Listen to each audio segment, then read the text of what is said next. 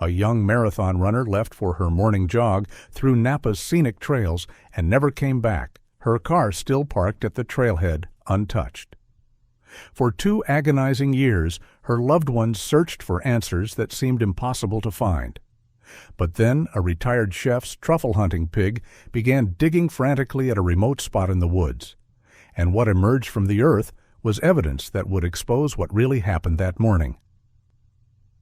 The air in Napa Valley in mid-September carries a unique weight. It's a dry, golden heat, thick with the scent of sun-baked earth, wild rosemary, and the distant, sweet promise of grapes ripening on the vine. For the residents who call this place home, the landscape is more than just rolling hills and world-class vineyards. It's a sprawling backyard of rugged beauty, crisscrossed by a network of trails that snake through oak forests and up into the chaparral-covered ridges. These paths are a sanctuary for hikers, mountain bikers, and runners, people drawn to the quiet challenge of the terrain. Veronica Hensley was one of those people. At 28, she moved with the disciplined grace of someone who understood her own body's mechanics. As a physical therapist, her life's work was dedicated to healing and strengthening others, a principle she applied to herself with unwavering rigor. She was an avid marathon runner, a familiar sight on the local trails, her blonde ponytail a steady metronome against her back as she logged mile after grueling mile. Her friends and family saw her as a beacon of strength and vibrancy, a woman who found as much peace in the solitude of a long run as she did in the company of those she loved. Her boyfriend, David Chen, a software engineer with a shared passion for the outdoors, was often by her side. On the afternoon of Tuesday, September 15, 2020, they jogged together along the familiar dirt path of the Channel Trail, a route locals called the CH/NH. As David would later recount to investigators, it was a perfect afternoon. They paused at a well-known junction marked by a weathered wooden signpost. The carved letters read CH/NH with an arrow, and below it the number 500. He remembered pulling out his phone, wanting to capture the moment. Veronica, flushed from the run, leaned against the sign, a bottle of water in her hand. She flashed a smile, effortless, radiant, and completely genuine. The click of the phone's camera froze the image in time. Her bright eyes, the faint sheen of sweat on her brow, the backdrop of endless trees and golden grass. It was the last photograph ever taken of her. Their routine was comfortable, established. David had a work conference in Sacramento the next day, a 2-day event he couldn't miss. He left before dawn on Wednesday, September 16th. Their goodbye was brief, a sleepy kiss in the dim light of their apartment, the kind of casual farewell that happens 1,000 times in a life shared. He told her he'd call her that evening from the hotel. He had no way of knowing that the silence on the other end of the line would soon become a deafening roar. The conference hotel in Sacramento was a world away from the dusty trails of Napa. It was a sterile environment of beige walls, fluorescent lighting, and the low hum of air conditioning. David sat through keynote speeches and breakout sessions, his mind occasionally drifting back to the run with Veronica, the feeling of the sun on his skin. Around 7 p.m., he returned to his room, loosened his tie, and dialed her number. It went straight to voicemail. He wasn't alarmed, not at first. He pictured her phone, battery drained after a long day at the clinic, or maybe she was out for an evening walk, leaving it behind. He sent a quick text. "Hey, hope you had a good day. Call me when you get this." He ordered room service, watched an hour of television, and tried her again. Voicemail. A small knot of unease began to form in his stomach. Veronica was meticulous. She lived by her schedule, and their evening call was a fixed point in their day, especially when one of them was away. He sent another text, this one more direct. Getting a little worried. Everything okay? He waited. The 3 dots of a reply never appeared. The silence in the hotel room felt heavier now, amplified by the absence of her voice. By 10 p.m., the unease had sharpened into real concern. He scrolled through his contacts and called Veronica's best friend, Sarah. "Hey, sorry to call so late," he started, trying to keep his voice steady. "Have you heard from Veronica today?" Sarah's response was immediate and laced with her own confusion. "No, I haven't. I was just thinking it was weird she didn't call me back this afternoon. She never does that." The confirmation sent a jolt of cold fear through David. It wasn't just him. No one had heard from her. The carefully constructed logic of a dead battery or a forgotten phone crumbled, replaced by a dark, formless dread. He spent the rest of the night pacing the length of his hotel room, phone in hand, calling her number every 30 minutes. Each time, the automated voice on the other end felt like a judgment, a confirmation that she was somewhere he couldn't reach. The hours stretched into an eternity of silence, each tick of the clock a hammer blow against his hope. The first light of dawn on Thursday, September 17th, brought no relief, only a frantic certainty. David checked out of his hotel before the sun had fully risen and began the drive back to Napa, his mind racing through 1,000 terrible scenarios. As he drove, he made the call he never imagined he would have to make. He dialed 911 and, his voice cracking with a mixture of fear and exhaustion, reported Veronica Hensley missing. He explained her routine to the Napa County Sheriff's Office dispatcher with painstaking clarity. Her unwavering habit, a solo run every morning she wasn't working, always on the CH/NH trail system. She would have left around 8 a.m. on Wednesday. She should have been home by 10 a.m. at the latest.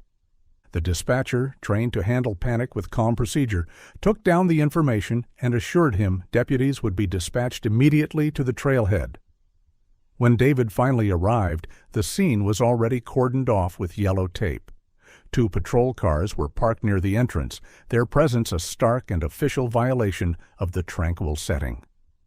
And there, tucked away at the far end of the dusty lot, was Veronica's silver sedan. It was locked, undisturbed. A half-empty water bottle sat in the center console. A pair of sunglasses rested on the passenger seat. The car was a silent, chilling testament. She had made it to the trail. She had started her run just as she always did. But somewhere in the vast, sun-drenched wilderness that stretched out beyond the parking lot, Veronica Hensley had vanished, and the search for her had just begun. The initial response from the Napa County Sheriff's Office was swift and by the book. The trailhead, once a peaceful gateway to the wilderness, transformed into the epicenter of a burgeoning investigation. Yellow tape, stark and artificial against the natural browns and greens of the landscape, cordoned off Veronica's car and a wide perimeter around it. The deputies who first arrived moved with a practiced calm, their faces grim. They photographed the vehicle from every angle, the thin layer of dust on its hood, a silent clock marking the passage of time since she'd arrived. Through the glass, the mundane objects inside, the sunglasses, the water bottle, had taken on a sinister significance, artifacts of a life abruptly paused. An initial team of deputies made a cursory sweep of the first 100 yards of the CH/NH trail. They walked slowly, eyes scanning the ground, the brush, the low-hanging branches of the oak trees. The forest was unnervingly quiet, the air still and warm. Every rustle of leaves, every distant bird call seemed to hold a question. They found nothing. No scuff marks, no dropped keys, no signs of a struggle. It was as if Veronica had simply been erased from the landscape the moment she stepped onto the path. The vastness of the park loomed over them, a silent, indifferent witness. The deputies knew, looking into that dense expanse of trees and hills, that this was not a task for a handful of officers. This would require an army. By midday, that army began to arrive. The parking lot swelled with the vehicles of the Napa County Search and Rescue Team, white trucks and vans emblazoned with the official insignia. A mobile command post, a large RV equipped with radios and satellite links, was established under the shade of a sprawling oak tree. Seasoned volunteers, men and women in their 30s, 40s, and 50s, emerged, their faces set with a familiar mixture of determination and solemnity. They were teachers, electricians, and retirees who dedicated their free time to finding the lost. The SR team leader, a man named Frank Hewitt with a weathered face and eyes that had seen too many of these operations, unrolled a massive topographical map across a folding table. The intricate web of contour lines depicted a brutal terrain of steep ascents, deep ravines, and countless intersecting paths, many of them unofficial and unmaintained. He began marking the map with a red grease pencil, outlining Veronica's probable route, establishing search grids, and assigning sectors to different teams. David stood nearby, a ghost at the edge of the activity, his face pale and drawn. He answered questions, confirmed details about Veronica's gear and fitness level, but his eyes kept drifting to the trail, to the dark opening in the trees that had swallowed the woman he loved. The whir of organization, the crackle of radios, the methodical preparation.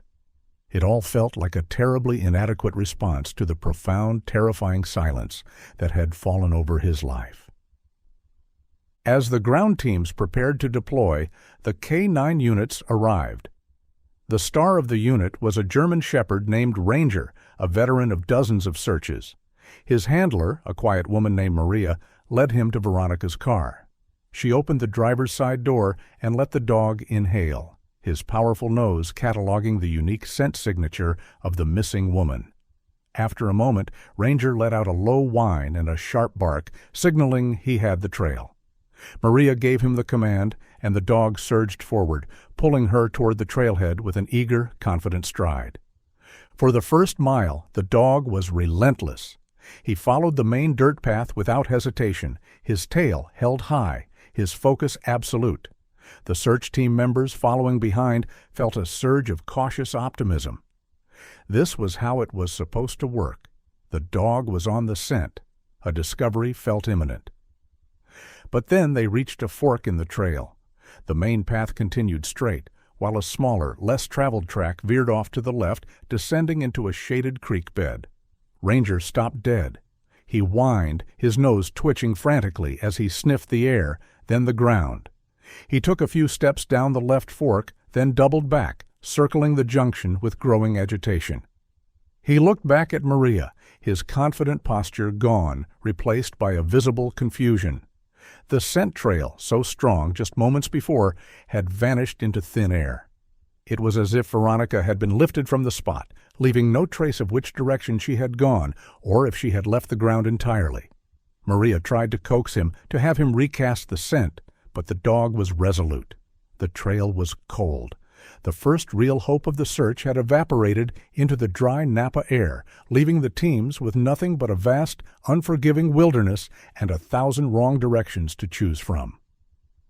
Back at the command post, detectives were interviewing the few other hikers who had been in the area on Wednesday morning. Most had seen nothing out of the ordinary.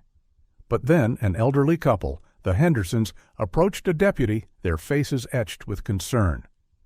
They explained that they had been hiking on a different trail system, the Lower Ridge Trail, about 3 miles away. Around 11 a.m. on Wednesday, they had been returning to their car when they witnessed a disturbing scene. A young woman with blonde hair, matching Veronica's general description, was in a heated argument with a man next to a dusty, dark blue pickup truck parked at the remote trailhead. They couldn't hear the words, but the man's posture was aggressive, and the woman seemed distressed. The lead detective, a man named Bill Sutton, weighed the information. The location was wrong, the time a bit late, but it was the only tangible lead they had. A woman matching the description, an argument, a vehicle. It was a narrative, something to chase. Against the silent void of Veronica's disappearance, it was a siren song. Resources were immediately diverted. A bolo, be on the lookout, was issued for the blue pickup truck. Patrol cars were sent to cruise the back roads, and a team of deputies was dispatched to canvass the Lower Ridge Trail area. For the next 6 hours, a significant portion of the investigation's focus shifted, chasing the phantom blue truck. It was a critical loss of time, a wild goose chase born of desperation that ultimately led nowhere. The man and woman were never identified, and the lead dissolved, leaving behind only the bitter taste of wasted effort. While ground teams contended with dead ends, the search from above was proving equally fruitless.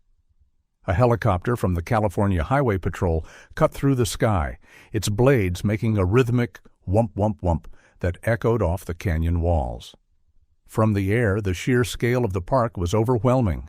The spotter, strapped into his seat, scanned the landscape through high-powered binoculars, his eyes tracing the endless green and brown tapestry below. But the dense canopy of oaks and madrones formed a nearly impenetrable shield. He could see the trails, thin ribbons of dirt, but the terrain alongside them was lost in shadow. He saw deer, a fox, but no flash of color, no sign of a person in distress. Drones offered a more intimate, yet equally frustrating perspective. Pilots at the command post guided the small aircraft through ravines and over ridges, their high-resolution cameras feeding a live stream back to monitors. They flew grid patterns, meticulously covering square after square of wilderness. They stared at screens for hours, watching a world of rock and scrub scroll by, hoping for a single pixel that didn't belong. But the drones saw only what the forest wanted them to see: trees, rocks, and the deep, dark shadows that could hide anything. On the fourth day of the search, a flicker of hope was reignited, this time by a volunteer. His name was Leo, a college student spending his summer break back home. He had been assigned to a brush-busting team, tasked with searching the difficult off-trail areas that the main groups bypassed. He was navigating a steep, treacherous slope, choked with thorny manzanita bushes, hundreds of yards from the main path where the K9 had lost the scent. It was slow, frustrating work. As he pushed a branch aside, a flash of color caught his eye. It was a shocking, unnatural pink against the muted tones of the forest floor. He knelt, his heart pounding. Snagged tightly on a thorn was a single, brightly colored shoelace. It was clean, almost new. He immediately radioed the command post.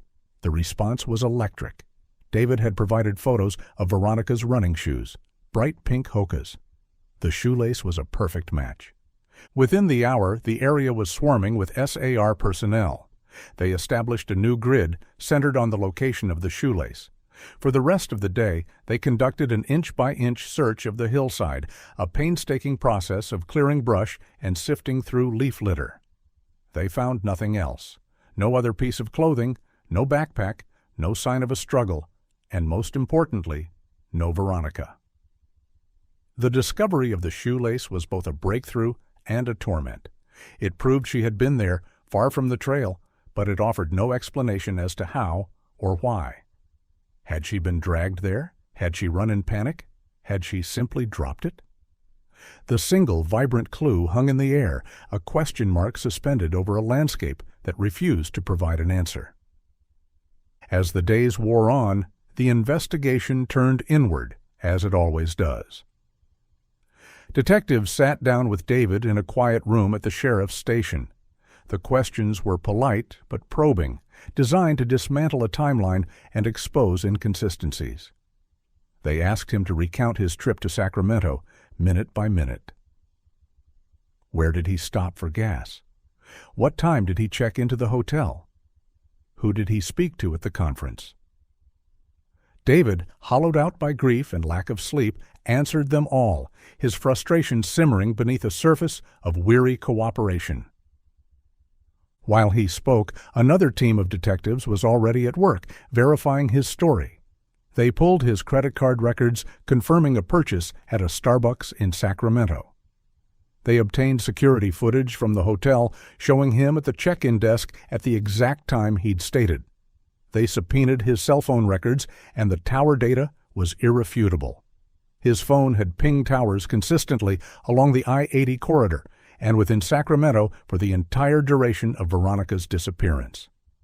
He was, without a doubt, exactly where he said he was. The lead detective informed him he was cleared.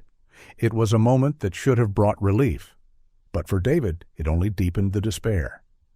If he wasn't responsible, then a stranger was, and that possibility was infinitely more terrifying. After 2 weeks, the relentless Napa sun had baked the ground hard, and the wind had scoured the trails clean. The search had covered over 50 square miles of brutal terrain. The volunteers were exhausted, their hope worn thin. The resources were stretched, and the chances of finding Veronica alive had dwindled to almost nothing. On the morning of September 30th, Frank Hewitt, the SAR commander, made the call. At a brief press conference near the trailhead, he stood before a bank of microphones and announced that the active, large-scale search for Veronica Hensley was being suspended. He used formal, careful language, transitioning to a limited, continuous search. Investigation remains open, but the meaning was clear. The Army was going home. The command post was dismantled, the maps were rolled up, and the yellow tape was taken down. As the last of the SR trucks pulled out of the parking lot, David and Veronica's sister stood together at the edge of the trail.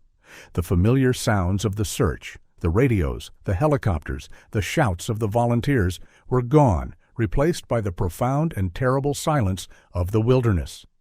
The forest had taken its secret, and for now it was refusing to give it back. A year is a long time. It's long enough for seasons to turn, for wounds to scar over, and for the sharp edges of a crisis to be worn smooth by the relentless rhythm of daily life. For the public, the story of the missing Napa runner had faded. Her face, once a fixture on local news and community bulletin boards, was now rarely seen. Other tragedies, other headlines had taken its place. The yellow ribbons that had once adorned the trees near the trailhead had frayed and fallen, absorbed back into the landscape. In the fall of 2021, a year after the search was suspended, Veronica Hensley's case was officially moved to the cold case files of the Napa County Sheriff's Office. It was a procedural step, a quiet acknowledgement that all leads had been exhausted. The thick binder containing her case, filled with topographical maps, witness statements, and the single, lonely photograph of a pink shoelace, was placed on a shelf alongside dozens of others. Each file represented a life interrupted, a story without an ending. To the system, Veronica was now a statistic, a puzzle waiting for a missing piece that might never be found. The wilderness had won. But for Veronica's family, there was no such thing as a cold case. Her absence was a raw, daily presence, a void that time could not fill. Her younger sister, Jessica, became the family's unwilling torchbearer. A graphic designer by trade, she channeled her grief into action. She created a Facebook page, Find Veronica Hensley, which quickly became a digital hub for a small but fiercely dedicated community of supporters. She posted the last photo David had taken, Veronica's bright smile, a stark contrast to the growing darkness of the mystery. She shared memories, anecdotes, and pleas for information, her posts a constant refusal to let her sister's story be forgotten. On the anniversary of Veronica's disappearance, Jessica organized a memorial run. Dozens of people from the local running community would gather at the CH/NH trailhead, their mood a somber mix of remembrance and defiance. They would run the first mile of the trail together, a silent procession of footsteps on the dusty path, before returning to the parking lot to share stories and release balloons into the vast, indifferent sky. It was a ritual of hope in the face of hopelessness, a way of keeping Veronica's spirit alive in the very place she was last seen. Meanwhile, in the shadowy corners of the internet, Veronica's story took on a different life. On Reddit forums and true crime blogs, amateur sleuths dissected every detail of the case. Theories multiplied like spores in the dark. Some argued for a tragic accident, a fall into an undiscovered ravine, her body hidden by the dense terrain. Others pointed to a mountain lion attack, citing the remote location and the lack of a struggle at the trailhead. A more persistent theory was that of a planned disappearance. Had Veronica, despite her seemingly happy life, simply walked away? The lack of evidence was, to some, evidence in itself. She was fit, smart, and knew the wilderness. Could she have orchestrated her own vanishing? The idea, though painful for her family, offered a sliver of hope that she might still be alive somewhere. 18 months after Veronica vanished, in the spring of 2022, a terrifying incident sent a ripple of fear through the Napa community and briefly reignited interest in her case. A woman in her early 20s was jogging on a trail about 5 miles from where Veronica had disappeared. She reported being followed by a man in a nondescript, older model sedan. He had parked at a turnout and watched her as she ran past. On her return loop, he was standing outside his car. As she approached, he exposed himself to her before jumping back into his vehicle and speeding away. The woman, though shaken, was able to provide a vague description of the man and his car. The incident was chillingly reminiscent of the false lead from the initial search, the man arguing with a woman by a pickup truck. The fear of a trail predator stalking the parks around Napa resurfaced with a vengeance. The sheriff's office increased patrols and issued public warnings.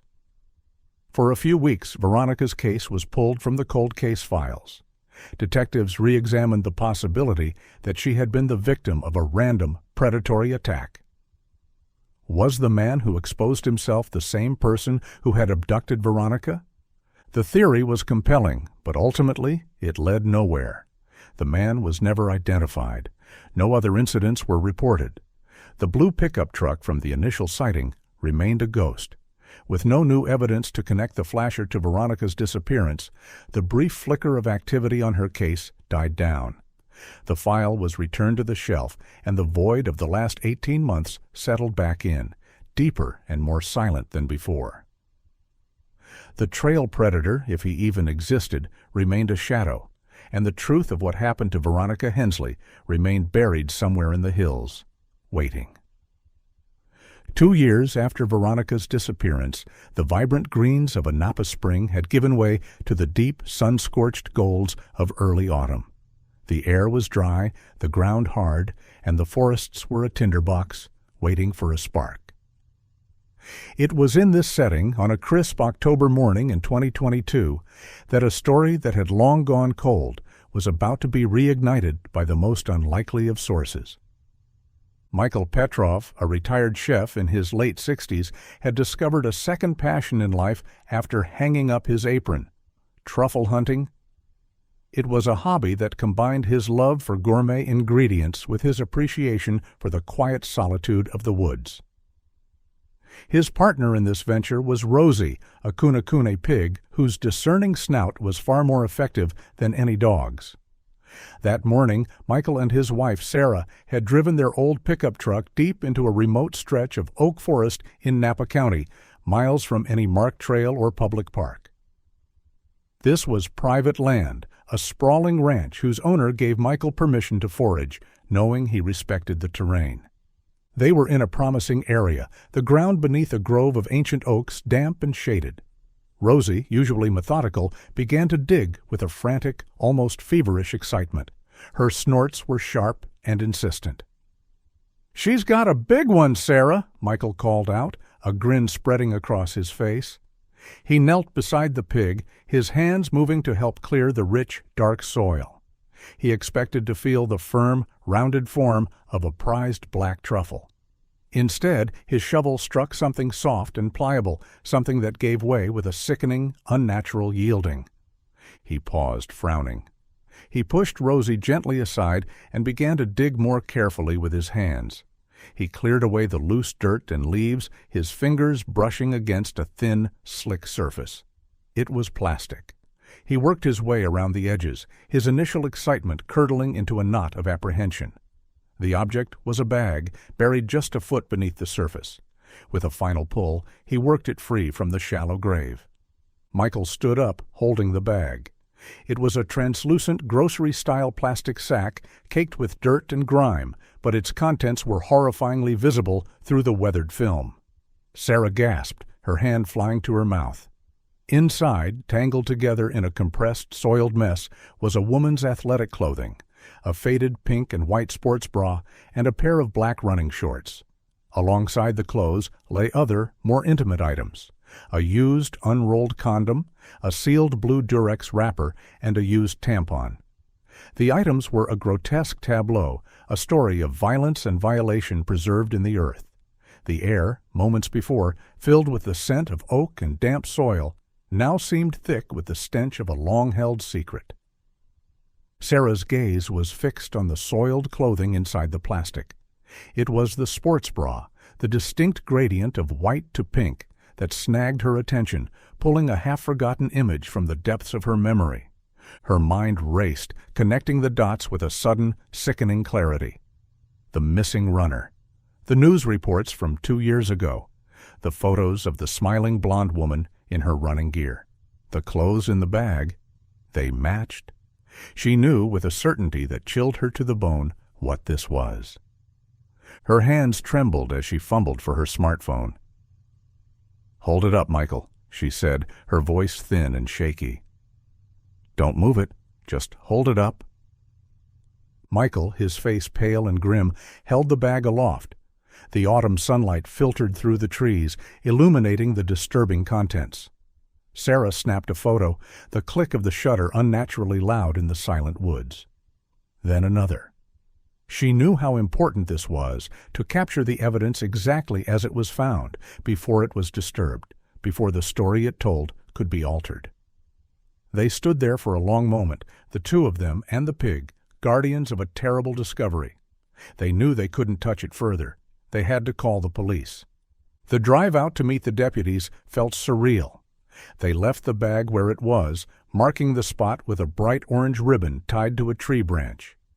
When they finally met 2 Napa County Sheriff's deputies on a remote dirt road, their story tumbled out in a rush of panicked, fragmented sentences.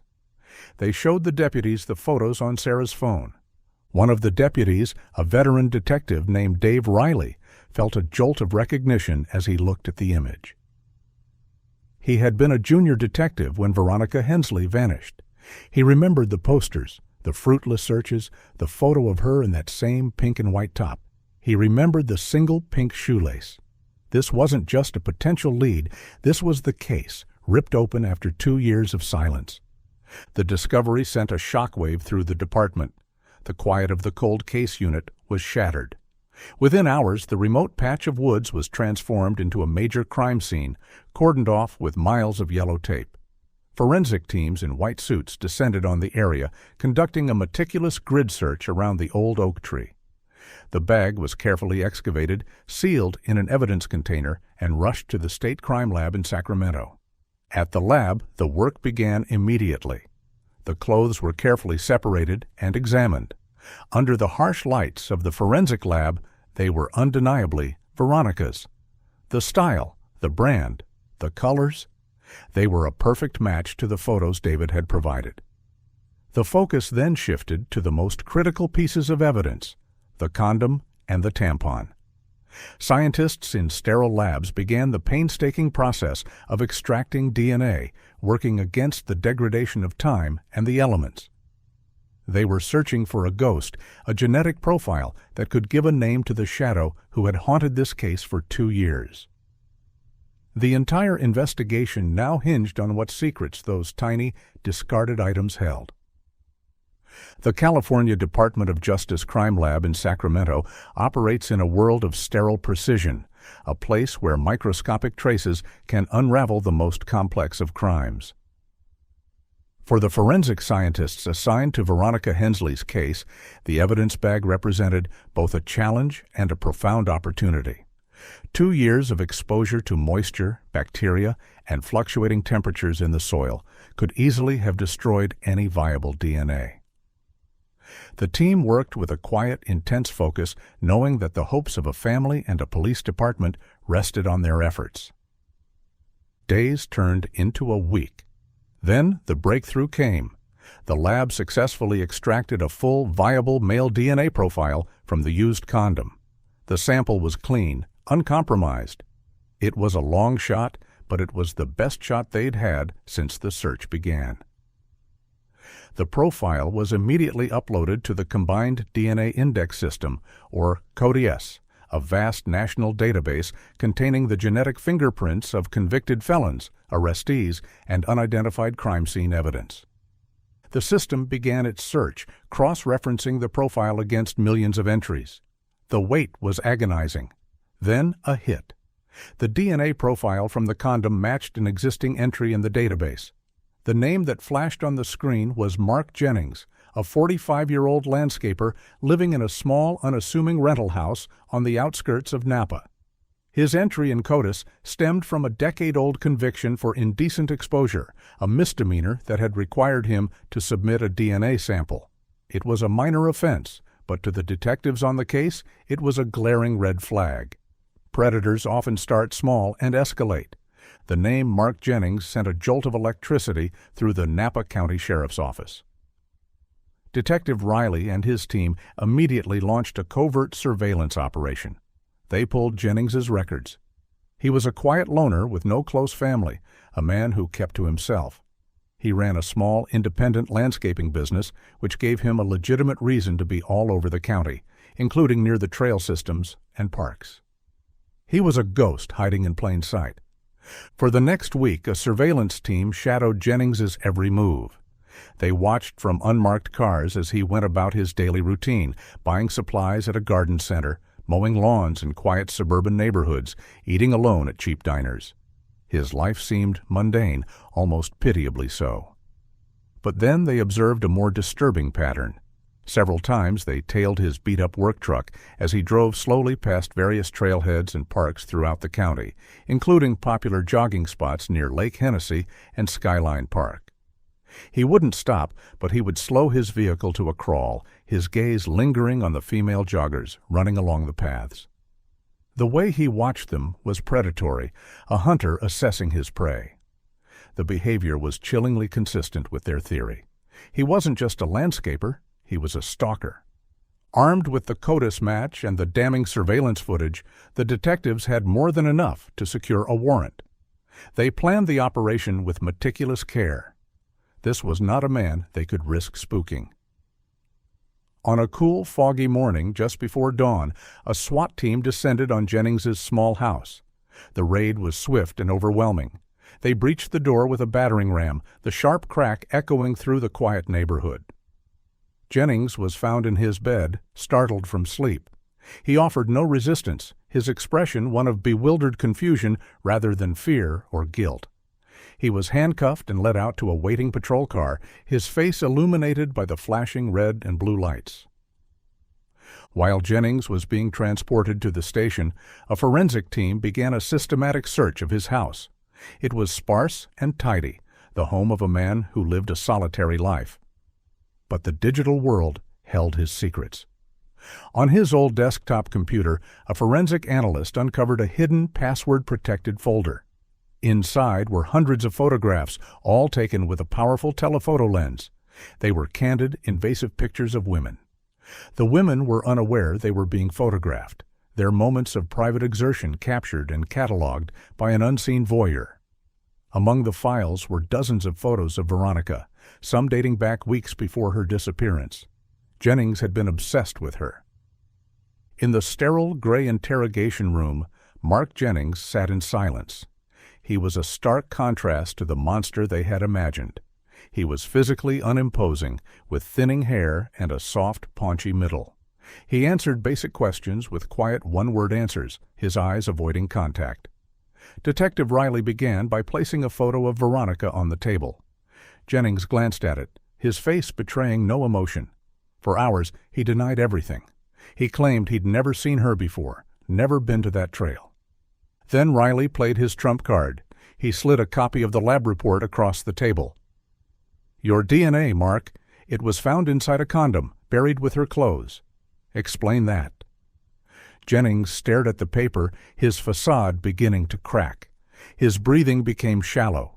He shifted in his chair, the calm demeanor dissolving into a twitchy defensiveness. He didn't confess, not yet, but the denials stopped. Finally, after another hour of relentless, patient questioning, the dam broke. The confession that spilled out was horrifying, not for its passion, but for its cold, detached nature. He spoke of Veronica with a chilling sense of ownership. He had watched her for weeks, he said, memorizing her running schedule. He described his fantasy, his obsession. On the day she disappeared, he had waited for her on a remote, overgrown section of the trail, ambushing her. His account of the assault was delivered in a flat monotone, but it was his justification that truly shocked the seasoned detectives. "She was asking for it," Jennings said, his voice devoid of emotion. "Running around like that, In those short clothes, so beautiful. It's not my fault. A man can only take so much. He admitted that he had killed her when she fought back, strangling her in a moment of rage. He then buried her clothes in one location and her body in another, a calculated move to throw off any potential investigation. The confession was a victory, but it was an incomplete one. Veronica was still missing. As part of a plea agreement to take the death penalty off the table, Jennings agreed to lead them to her body. The next day, a grim procession of police vehicles followed Jennings's directions deep into another, even more remote section of the Napa wilderness, miles from where the Petrovs had found the bag. He pointed to a spot beneath a cluster of bay trees. After hours of careful excavation, Veronica's remains were finally recovered. She was coming home. The investigation didn't end there. The hundreds of photographs found on Jennings's computer became a haunting puzzle for detectives. As they meticulously cataloged the images, they began cross-referencing the women in the photos with unsolved missing persons cases from neighboring counties. The work was painstaking, matching faces, clothing, and locations. Then came the chilling breakthroughs. A distinctive sea turtle keychain visible on a backpack in one photo matched the description of an item belonging to a 22-year-old college student who had vanished while walking her dog in a Sonoma County park 5 years earlier. In another image, a woman wore a unique silver hoop earring that family members confirmed belonged to another missing woman from a year before that. The horrifying truth settled in. Mark Jennings was not an opportunistic killer who had made one fatal mistake. He was a serial predator who had been hunting in the hills of Northern California for years, methodically photographing his victims before they disappeared, his quiet life a perfect cover for the monster lurking within. The news was delivered to Veronica's family in the quiet of their living room. It was the answer they had spent 2 years praying for and dreading in equal measure. The uncertainty was over, but it was replaced by a brutal, devastating certainty. Mark Jennings was sentenced to multiple life sentences without the possibility of parole. He would die in prison. For the families of his victims, it wasn't justice. Not really. Nothing could bring back their loved ones. But it was an ending. The shadow that had stalked the trails had finally been brought into the light, and the woods, for now, were safe again. The arrest and confession of Mark Jennings sent a tremor of shock and fear through the tight-knit communities of Napa Valley. He was not a monster from a distant city, but a local man, a familiar, unassuming face who had moved silently among them.